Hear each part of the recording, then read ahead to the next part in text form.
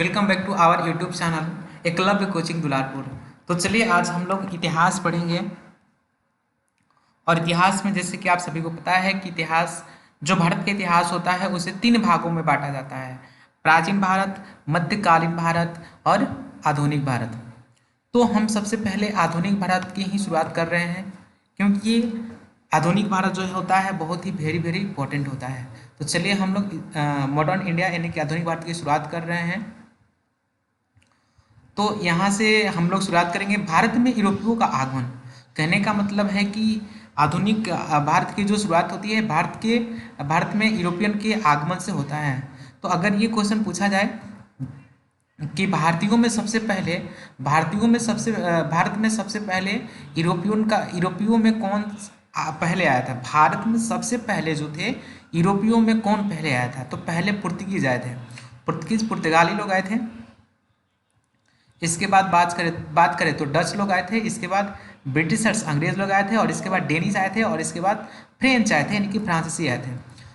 सबसे पहले पुर्तगीज लोग आए थे, पुर्तगाली लोग आए थे, और अंत में सबसे पुर्तगाली लोग जाते हैं। मतलब सबसे पहले पुर्तगीज यानी कि पुर्तगाली लोग आए थे, और अंत में सबसे पहले पुर्तगाली जाते हैं। सबसे अंत में पुर्तगाली लोग जाएंगे। इसके बाद आते हैं डच, ब्रिटिशर्स अंग्रेज और डेनिश, और लास्ट में आते हैं फ्रेंच यानी कि फ्रांसीसी। तो चलिए हम पढ़ते हैं पुर्तगीज के बारे में यानी कि पुर्तगालियों के बारे में। तो पुर्तगालियों में देखा जाए तो 1498 में वास्को डी गामा जो कि पहला पुर्तगीज था, ये 90 दिन की यात्रा करके कालीकट केरल में जो एक जगह है, कालीकट के बंदरगाह पे, कालीकट के केरल के तट पे कालीकट जहाँ पे जगह है कोझिकोड, वहीं पे ये पहुँचे थे वास्को डी गामा। पूछेगा कि वास्को डी गामा जो थे भारत में कब आए थे, तो 1498 में आए थे। और ये कितने दिन की यात्रा करके आए थे, तो 90 दिन की यात्रा करके आए थे। आगे देखा जाए तो शिप, इनकी जहाज का क्या नाम था, किस जहाज से ये भारत में प्रवेश किए थे, तो साओ गैब्रियल की नामक जहाज से ये भारत में यात्रा करके आए थे। ठीक है। भारत में इनका स्वागत किया जाता है वेलकम्ड बाई जामोरिन नाम के राजा हुआ करते थे केरल के, उन्होंने ही इनका भव्य स्वागत किया था। 1498 में पुर्तगीज ईस्ट इंडिया कंपनी की स्थापना होती है, पुर्तगाली ईस्ट इंडिया कंपनी की स्थापना होती है। इसके बाद से 1499 में जो वास्को डी गामा होता है वापस चला जाता है, और अपने साथ ब्लैक पीपर करेंगे, ब्लैक पीपर जो होती है काली मिर्च, उसको लेकर चला जाता है। और वहाँ पर काली मिर्च को बेचकर ये लगभग 60 गुना फायदा कमाते हैं। देखिए कितना फायदा है, ये बहुत ही वहाँ पे मतलब बहुत ही लाभ कमाते हैं वास्को डी गामा वहाँ पर बेच करके, क्योंकि यूरोपियन कंट्रीज थोड़ा सा ठंडा है भारत की तुलना में वो वहाँ पे जितने भी देश होते हैं वो ठंड वहाँ पे ज़्यादा होती है, जिसकी वजह से वहाँ के लोग गर्म मसाला खाना पसंद करते हैं, क्योंकि गर्म मसाला जो होती है थोड़ा सा हीट लाता है हमारे बॉडी के अंदर, इसलिए वो काली मिर्च को बेच करके 60 गुना प्रॉफिट कमाया था। 1502 की बात है, arrived again in India, Bharat में पुनः आगमन हुआ किनका, वास्को डी गामा का। इन्होंने जो पहला फैक्ट्री लगाया था, मतलब पुर्तगीज लोग पहला फैक्ट्री कहाँ लगाया था, कोचीन में, जो कि 1503 में लगाया था। अब देखिए यहाँ पे फैक्ट्री का मतलब ये नहीं कि जहाँ पे वस्तुओं का उत्पादन होता है, यहाँ पर फैक्ट्री का मतलब यह है कि ये जगह जगह से भारत में सामान खरीदे थे, और उस सामान को ले जाकर एक जगह पे रखते थे जो कि समुद्र के तट के किनारे होता था, उसी को फैक्ट्री कहा जाता था। तो पुर्तगीज लोग पहला जो फैक्ट्री लगाए थे वो 1503 में लगाए थे, जो कि कोचीन में। 1505 में हुआ क्या, 1505 से लेके 1509 ईस्वी तक फ्रांसिस्को डी अल्मेडा जो कि पहला गवर्नर बन के आया पुर्तगालियों का। इस समय अरब सागर पर अधिकार था किसका, अरबी लोगों का। इस समय जो अरब सागर था उस पर एकाधिकार हुआ करता था अरबियंस का। तो अब देखिए फ्रांसिस्को डी अल्मेडा को अगर भारत और पुर्तगालियों के बीच अच्छा से ट्रेड करना था, तो इस अरब सागर को अपने अधिकार में लेना पड़ता, लिया भी था। इन्होंने एक नीति चलाई थी जिसको बोलते हैं अल्मीडा की नीली जल नीति। अल्मीड़ा ने अरबों पर आक्रमण करके उनके व्यापार पर अधिकार किया और इससे ही अल्मीड़ा की नीली जल नीति कहते हैं। मतलब इन्होंने जितने भी कंट्रोल अरबियंस लोग का था उस पर इन्होंने कब्जा कर लिया। 1509 से लेके 1515 ईस्वी तक अल्फांसो डी अल्बुकर्क ये दूसरा गवर्नर बन के भारत में पुर्तगालियों को अल्फांसो डी अल्बुकर्क। भारत में पुर्तगालियों का वास्तविक संस्थापक अल्फांसो डी अल्बुकर्क को माना जाता है। आप अल्फांसो आम का नाम सुनोगे, जैसे कि माजा वगैरह बनाने में अल्फांसो आम का इस्तेमाल करा जाता है। तो ये अल्फांसो आम जो है इन्हीं के द्वारा लाया गया था, इसलिए इन्हीं के नाम पे अल्फांसो नाम रखा गया था। 1509 में इन्होंने कैपिटल अपना बनाया कोचिन को। 1510 में अटैक किया इन्होंने, बीजापुर की आदिल शाही सुल्तान पर इन्होंने आक्रमण किया और उनसे ये गोवा छीन लिया। और 1515 में इनकी देहांत हो जाती है। अल्फांसो डी अल्बुकर्क जो होते हैं 1515 में इनका देहांत हो जाता है। 1528 में वास्को डी गामा तीसरी बार भारत में आते हैं, तीसरे बार उन्होंने भारत में आया। 1528 में वास्को डी गामा की मृत्यु भी हो जाती है, वो भारत में ही इनका मृत्यु हो जाता है। तीसरी बार इसे गवर्नर बनाकर भेजा गया था। 1529 से लेकर 1538 तक 1529 से लेके 1538 तक नीनो डी कुना जो थे ये तीसरा गवर्नर बना के भेजे गए पुर्तगालियों का भारत में। 1537 में कैपिटल बनाया, कैपिटल जो था कोचीन से गोवा लेकर चला गया, क्योंकि गोवा जो था अब पुर्तगालियों के हाथों में आ चुका था।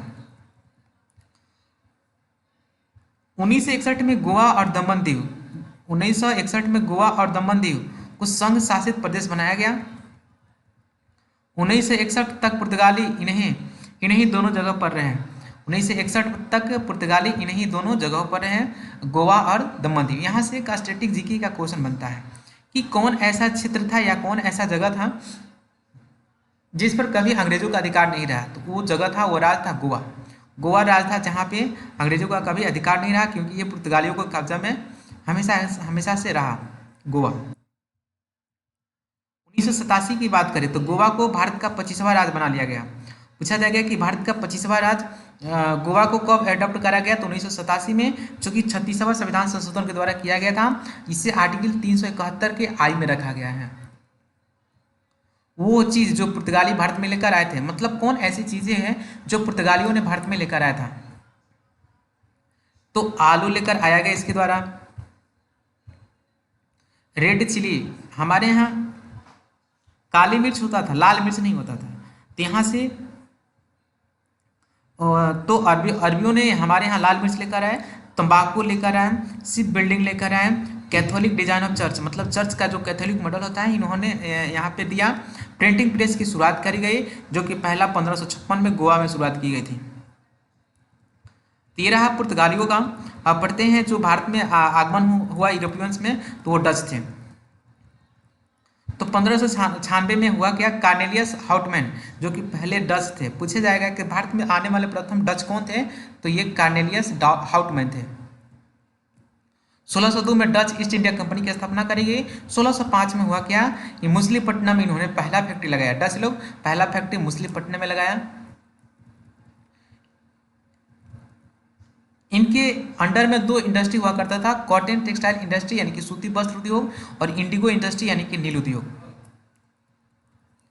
1759 में, हाँ ये वेरी इंपॉर्टेंट करिएगा इसको, 1759 में बैटल ऑफ बेद्रा के लड़ा गया, जिसमें डच और ब्रिटिशर के बीच हुआ, जिसमें ब्रिटिशर विजयी रहते हैं और डच हार जाते हैं। और रॉबर्ट क्लाइव जो थे ब्रिटिशर का नेतृत्व कर रहे थे, जो कि बंगाल का गवर्नर थे। डच वापस नीदरलैंड लौट गए। और अगर पूछा जाए, यहाँ से देखिएगा थोड़ा सा इंग्लिश का क्वेश्चन बनेगा कि डच जो है किसे कहा जाता है, तो नीदरलैंड्स के निवासी को डच कहा जाता है। इससे जैसे इंडिया के निवासी को इंडियन कहेंगे, पाकिस्तान को निवासी को पाकिस्तानी कहेंगे, बंगाल के निवासी को बंगाली कहते हैं। उसी तरह से पूछा जाएगा कि नीदरलैंड के रहने वाले लोग को क्या कहते थे, डच कहते थे। एक फिर यहाँ से बढ़िया सा क्वेश्चन निकलता है कि यूरोपियंस में सबसे पहले सोने का सिक्का किसने चलाया था, तो यूरोपियंस में सबसे पहले सोने का सिक्का, गोल्डन कॉइन, स्वर्ण सिक्के, पैगोडा सिक्का जिसे कहा जाता था, डच ने चलाया था। ठीक है, तो यहाँ से डच डच का यहीं से समाप्त होता है। अब यहाँ से भारत में आगमन होता है किनका? अंग्रेजों का, ब्रिटिशर का आगमन होता है। पूछा जाए कि भारत में आने वाला पहला जो ब्रिटिशर था कौन था? जॉन मिल्टन हाल था।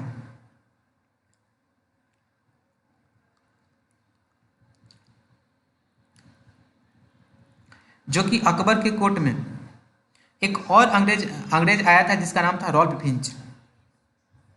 जॉन मिल्टन जो था ये पहला ब्रिटिशर था। अकबर के राज दरबार में एक और विदेशी आया था, रॉल्फ फिंच आया था। देखिएगा यहाँ पे, जिसे कि जॉन मिल्टन जो था ये समुद्र तट से नहीं आया था। यहाँ से दो क्वेश्चन बनते हैं। अगर पूछा जाए कि समुद्र रास्ते से आने वाले पहले अंग्रेज कौन थे, तो विलियम हॉकिंस हॉकिंस लेकिन ये बाई रोडवे से आए थे, जॉन मिल्टन हाल। दूसरे कौन थे अंग्रेज?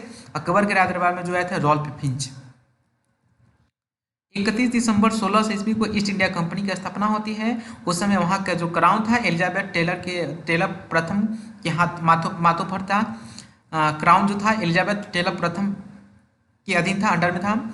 और एक ग्रुप बनाया गया जिसको मर्चेंट एडवेंचर्स कहते हैं। यही ग्रुप भारत में सबसे पहले व्यापार करने के लिए आया था।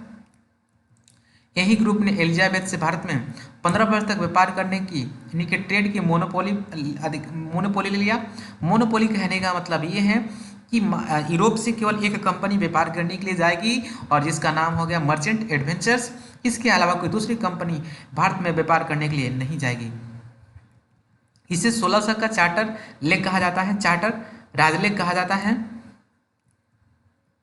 जहांगीर के राज दरबार में 1608 में कैप्टन विलियम हॉकिंस पहला अंग्रेज जो समुद्री मार्ग से भारत में आए थे, ईस्ट इंडिया कंपनी के प्रतिनिधि बनकर आए थे।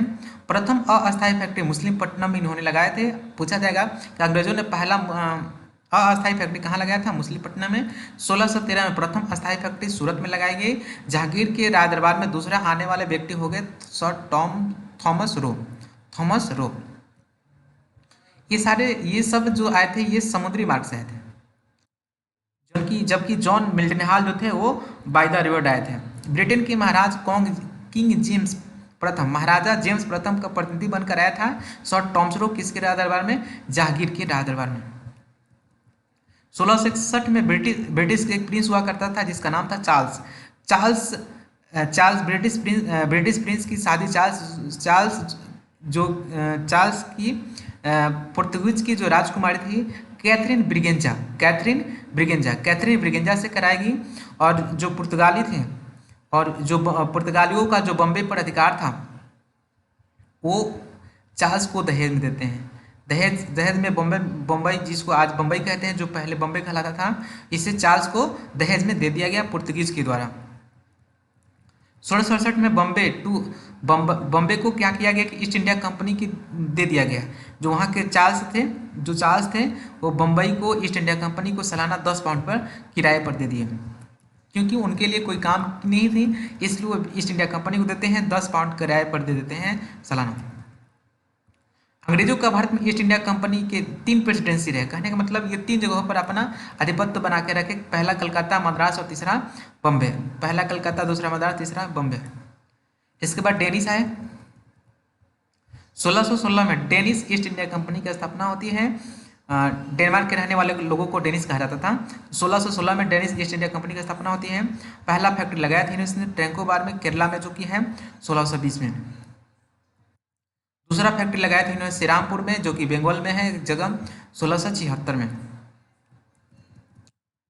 टू ट्रेड ईस्ट इंडिया, 2 व्यापार करते हैं, trade off T and trade with China.